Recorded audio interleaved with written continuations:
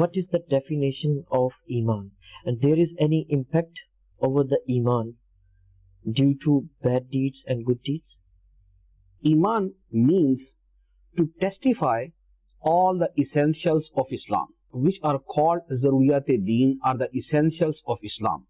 So whosoever accepts all the essentials of Islam, he believes in Allah, he believes in his last Prophet sallallahu alaihi wasallam, he believes in messengers, in prophets, in the books of Allah, in hell, in paradise, and in angels. So whosoever believes in all these things, he will be considered as Muslim, and his believing in these things is called Iman. And the another thing, that is there any difference between Iman and Islam?